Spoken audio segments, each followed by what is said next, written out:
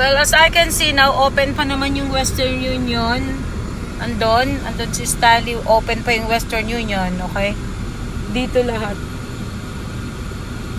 Ay, mukhang hindi. May itinuro yung parang hindi rito. Otherwise, kung hindi dito, and then, wala ng oras kasi mag-aalas 6 na.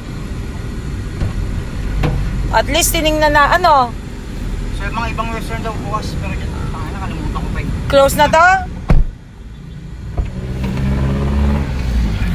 Kasi kung wala na, bukas na lang talaga. Wala problema, pero kailangan bumalik sa bahay. Ha? Naiwan ko yung bag ko na may lisensya ko.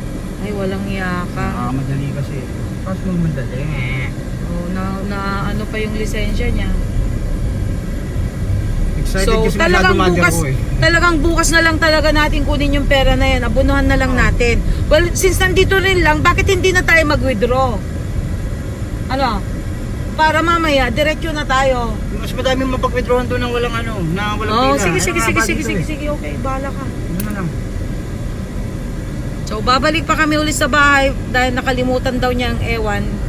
Ang lisensya ko may bag. Lisensya daw. Ikaw talaga.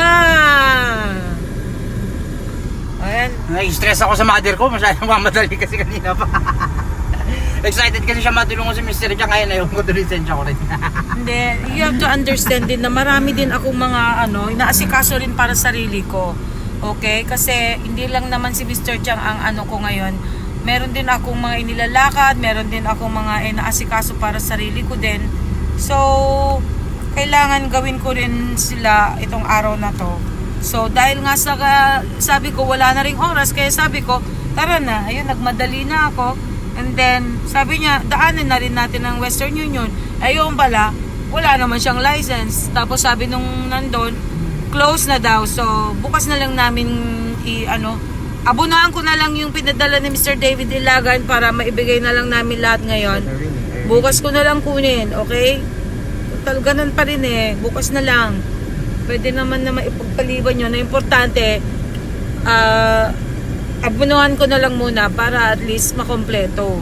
Okay? O, di ba? Yes. Mabuhay ko dun.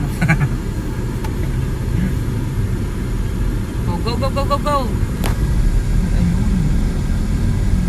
Wala na talaga. 5:45 na Bukas na lang.